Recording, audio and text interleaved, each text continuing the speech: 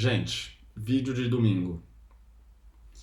Eu vou falar sobre dois temas que eu acho muito legal, dois conceitos, e eu acho que tem uma ordem legal de falar esses dois conceitos, né? Então eu vou começar primeiro pelos quatro níveis da competência, ou sei lá, quatro níveis da perícia, não sei, da maestria. Em inglês é The Four Stages of Competence, né? Acho que soa melhor. E o segundo conceito é The Curse of Knowledge, né? A maldição do conhecimento, né? Então, começando pelo primeiro, né? Então, os quatro níveis da competência. Eu vou pegar um exemplo aqui, né? X que me veio na cabeça, que é instrumento musical. Então, para esse exemplo, para dar certo, tem que ser... Imagina que você realmente nunca tocou nenhum instrumento musical na sua vida e você quer começar a aprender. Então, sei lá, entre os 10 e 12 anos de idade eu toquei violão uma vez por semana na escola. Não. Tô falando uma pessoa que nunca tocou nada e vai começar a aprender um instrumento musical. Então, o primeiro nível da competência, no caso, é incompetência inconsciente.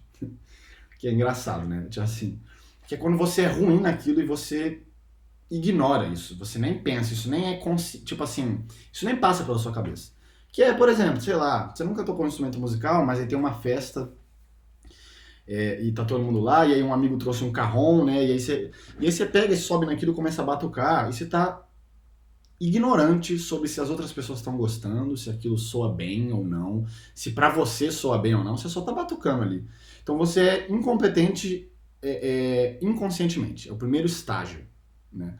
O segundo estágio, que também deixa o primeiro mais claro, é incompetência consciente, que é quando você tá lá batucando no carrom e você percebe que tem alguma coisa errada, né? Aquele amigo seu que tava batucando ali logo antes, alguma coisa tinha no som dele que, porra, todo mundo tá gostando, né? E você mesmo gostou mais, né? Então, e aí quando você começou a batucar, você fala, mano, isso aqui não tá bom, mas por quê, né?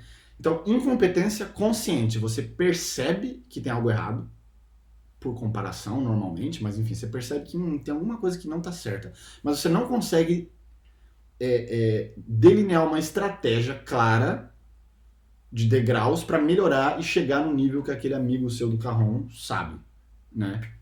Então, incompetência consciente. Aí o terceiro nível é competência consciente, que é quando você tá batucando bem, quando você toca bem aquele instrumento musical e você sabe por quê, né? Você tá pensando, né? Essa música específica tem um ritmo tal, então eu vou estar toda hora tentando sincronizar isso. E por quê? Porque eu aprendi, né, em teoria musical, eu aprendi isso e aquilo, eu estudei, eu ouvi vários gêneros musicais, assisti várias pessoas tocando. Você tem uma estratégia, competência consciente.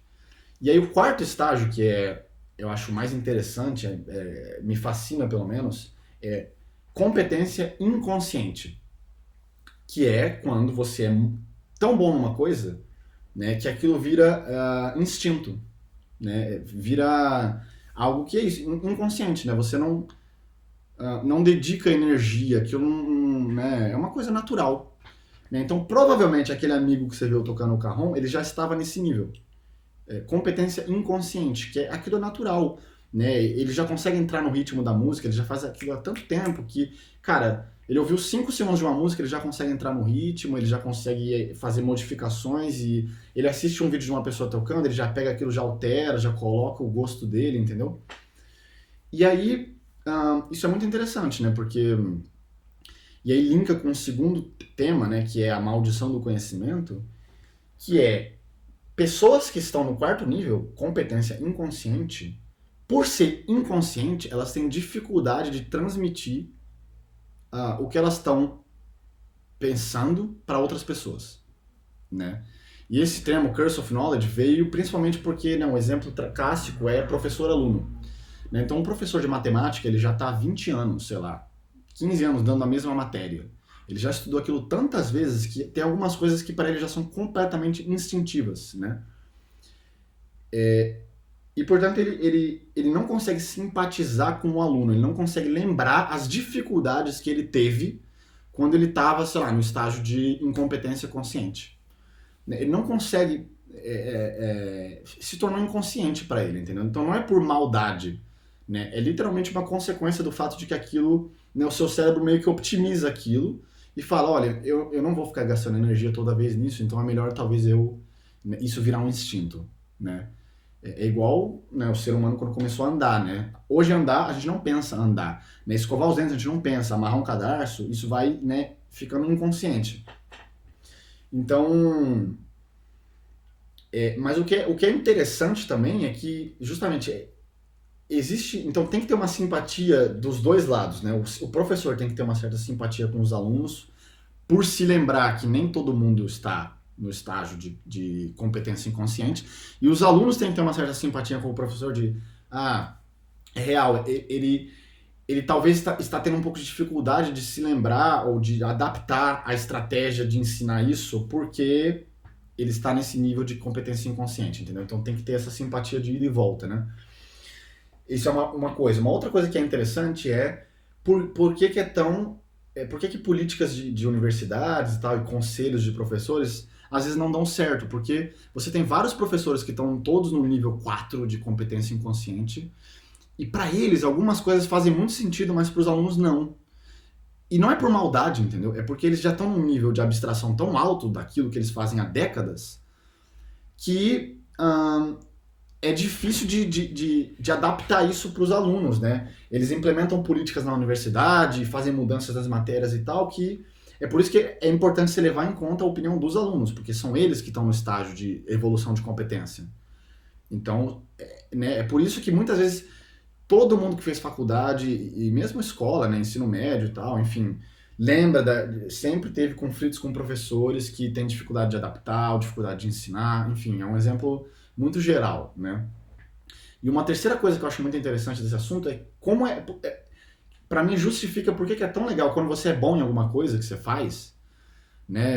E quando eu digo bom, não é necessariamente, sei lá, por exemplo, você vai na academia já faz 5 anos, entendeu? Isso é uma coisa boa, né? Não tô falando necessariamente, pô, eu toco um instrumento musical muito bem. Não. Mas é por isso que é tão legal quando você tá nesse nível 4 você conversar com outras pessoas que estão no nível 4. Porque meio que existem algumas coisas pressupostas ali que os dois entendem, né? E é por isso que é tão legal engajar em discussões e conversas com pessoas que estão nesse nível 4 de algo. É por isso que uma pessoa que toca muito bem um instrumento musical gosta de conversar com outra pessoa que toca muito bem um instrumento musical, né? Porque tem algumas abstrações que eles não precisam passar por isso, né? Eles não precisam reduzir o nível da conversa porque a outra pessoa entende, né? Então, enfim, é isso, assim, vários aspectos que eu pensei desses dois temas, né? Então, os 4 níveis da competência e a maldição do conhecimento, mas tem aspectos positivos e negativos sobre isso, né? Mas, enfim, é mais uma coisa que eu acho que a gente está sempre fazendo na vida e nem sempre a gente parar para pensar que isso é estudado, isso foi desenvolvido e isso acontece com seres humanos, né? É generalizável, né? Tipicamente, né? Para a maior parte das coisas que você aprende, né? Tem esses 4 níveis e quando você está no último nível, você tem que começar a prestar atenção sobre quando você vai comunicar sobre isso com pessoas que não estão no seu nível. Bom, é isso. E aí, se alguém, mano, tiver algum comentário aí, alguma discussão, estou aberto. Vamos conversar sobre. É isso, gente. Bom final de domingo aí.